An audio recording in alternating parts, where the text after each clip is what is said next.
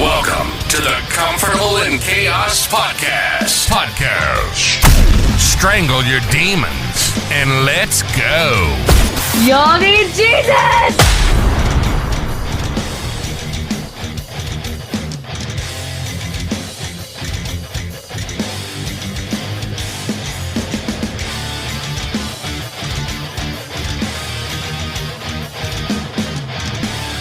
Welcome to the Comfortable in Chaos Podcast. I am your host, Eric Hellberg. I'm not going to talk about Einstein today. No, sir. Nope. Let's just jump right into this mug, man. Guys, I hope your day was eventful. I'm actually putting this episode together a little bit late in the evening. I was listless. Couldn't really sleep. I believe that will be forthcoming here shortly. But after the conclusion of this message, kind of had a dull ache in the head. Took a little bit of ibuprofen. And I think it's going to be rectified. Put me in a pinch of Black Buffalo. Things are coming clearly into view. I hope your day was good. I'm going to tell you about mine. It was pretty eventful. Learned a lot today. And on our journey, and we talk about this journey of becoming men, learning implies growth.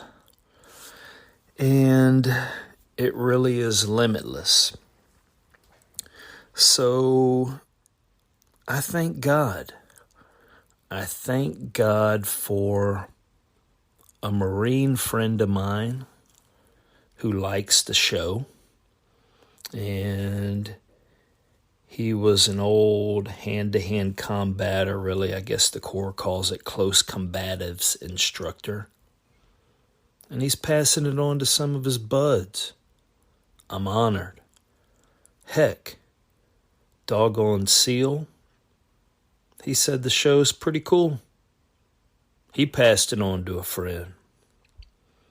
And then a pastor friend of ours, we attended his service yesterday. He actually brought in a speaker from Pensacola, Florida.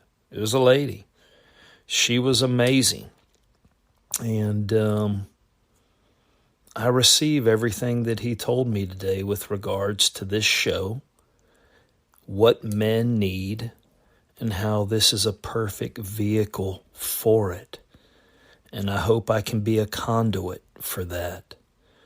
So I thank God for all the above.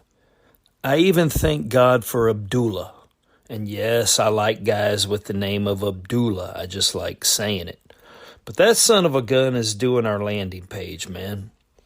And our landing page is really just trying to spruce up the website for our show. It's going to show a couple of pics of us.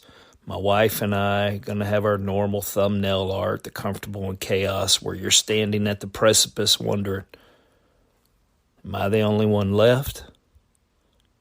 Is it up to me? Well, maybe in some instances, yes. But don't ever let yourselves, men, get isolated into thinking that you are the only one in that predicament, whatever that may be for you. Be careful. Be very careful. Do not be silent. Do not allow yourself to think that you are alone, or you are separated from the flock and you are easy to take down. Don't let that happen to you. But I'm remiss. Back to Abdullah. So yeah, basically what we're trying to do is just kind of provide you a concierge, a better listening experience, especially if you want to contact me, and we're going to wrap a little bit back and forth.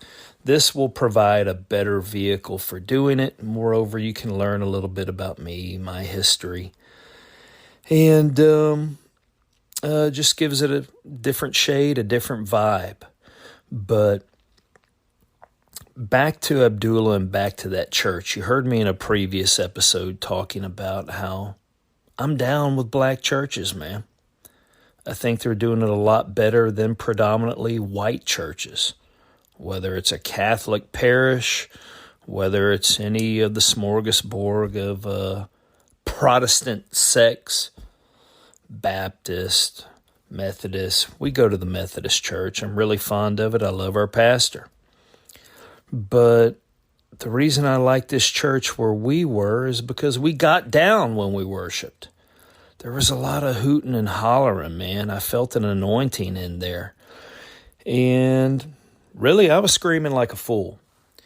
And men, if we can scream at sporting events and concerts, why in the hell would we be less spirited when we're in church, just sitting there? Oh, yeah, we're sitting there and we're listening and okay, we're good boys. Maybe one hand goes up. I don't think that's where it's at. No, I think we're missing it. I think what that is a lack of devoutness and a demonstration of your faith. And hell, I've been guilty of it for so long. I'll tell you this too. If you don't cultivate that relationship, and that is the relationship, how do you expect to have any other good ones, especially with your loved ones? There is a depth there. One cannot occur without the other. All right, let's segue back to Abdullah. Anyways, Abdullah's working on this.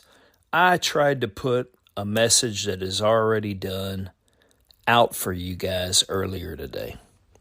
But that son of a gun was finagling with my WordPress website, my Blueberry hosting service, so I couldn't post. Of course, we have a time differential in Bangladesh, and he has assured me that we will be back on track by tomorrow morning. And damn it, if we're not, Abdullah's going to have hell to pay. I don't know what I'm going to do to Abdullah, but I'm going to think about it. But yes, Lord, I am thankful for Abdullah. And you know, in the episode I wanted to publish, and it'll hit first, and then we'll go to this one, I talked about the invasion, the two-front invasion that is occurring in the United States. Of course, the one at the southern border, and then the misnomer of the invasion whereby Russia didn't invade Ukraine, the United States invaded Ukraine. And we didn't expect Vladimir Putin to be discontented with that outcome. He practically begged us to not do it, but the U.S. invaded Ukraine. And when you hear that episode, you'll better understand why. I was a little bit pointed in my comments, and that's why when you get a chance to listen, you'll find out for Christmas dinner that I am inviting 2.3 illegal immigrants, or we can call them migrants, to our dinner table. 2.3. But I was a little bit biting. But isn't that what truth really is? And that's why people abhor it? Truth, right? Yeah, no one wants to hear it anymore. It is deemed terroristic, confrontational. My goodness. Okay, well, I'll give in for this episode. We went hard, think a Muay Thai leg kick, and now we're just going to kind of go soft. And we need to learn how to do that as men. So we're going to redirect some things. Let's think a little bit Aikido, right? A little bit of Aikido. Too bad Steven Seagal isn't making those movies anymore. I really enjoyed them. I mean, he's a large man, but you know, he's kind of carrying a lot more girth these days. I know he can kick, but I think he is still susceptible from the waist down. And up top, I think you still have a pretty formidable guy. But talking about confronting things, did you know as men it's our job to confront one another? And really, change will not occur unless you hear things sometimes from other men. Men to keep you in check, to keep you accountable. So let's confront one another. Here we are. I think this is a good example. We don't need to go Bart Simpson. But let's take dude has come in from work. And he needs to detox a little bit. Maybe one dude goes into a shop, piddles around. One guy goes in the garage. Hell, he never comes out. That's all cool. But not if it's a pattern. So, in this instance, we got Joe Schmo. He gets on the couch, pops open a brewski. He's going to watch a little football, right? Okay, hell, let's take him back a little bit more Neanderthalish. Dude gets in his flat-out recliner drinking that brewski. And this ain't just on Sunday for the NFL. It's on Saturday for college football, and we know the NFL plays on Thursday. And that's good and all from time to time. But if it's going to be more than that, maybe there needs to be a conversation with the people that are in that household with him. And what I would tell you is let's say dude has a wife and he has kids. He's present. That he is. But what is he doing? And from a child's perspective, yeah, they know daddy's there. They know daddy is still there in it for them. And he'll most probably look after them unless he drinks too many of those brews. But there's really no connection. And so that leaves a child wondering, well, if it's a daughter who's left wondering, really without nurturing, look out. She's going to go find someone that she believes can provide that for her if you don't do your job. If it's a boy, he may in fact go find that girl in search of the same thing. And if we're not all careful, that union could wreck their lives. We have to pour into these souls. Those are our kids. Okay. Well, very much akin to that is the spouse that's walking around, tending to the kids.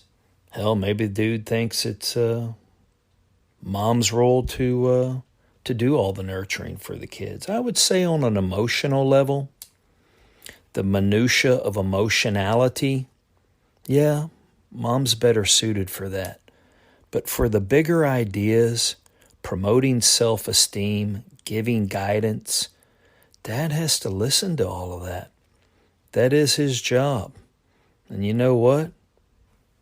Man, maybe you set the beer down, pause the TV, 30, 45 good minutes. Whew, you've got a son or daughter feeling like a champ. Or, just like I mentioned a few moments ago, your spouse knows you're there, but there's no connectedness. Without connection, there is a general malaise. You leave unrest in your partner's soul. They want to believe the best in you, especially if they have a relationship with the Lord, but how can they be sure? So that takes us down another path. That would be spiritual, emotional, and physical intimacy. Men, did you know you were not equipped unless you are soloing on your own? The emotional fitness may come. Definitely can have spiritual intimacy. You're not going to have physical intimacy. Not anything that's going to serve you beneficially. But we're talking when you are not alone. And you cannot attain those things without your spouse. That's why God gave them to you and you to them. It holds very much true for your wife. So what is the spiritual intimacy? Praying together, reading the Bible together. You know how many pastors, men of God, per se, followers of faith, will talk all kinds of mumbo jumbo and quote scriptures, but yet they won't pray with their wives? I'm holding my hand up. I've been guilty. You know why I didn't?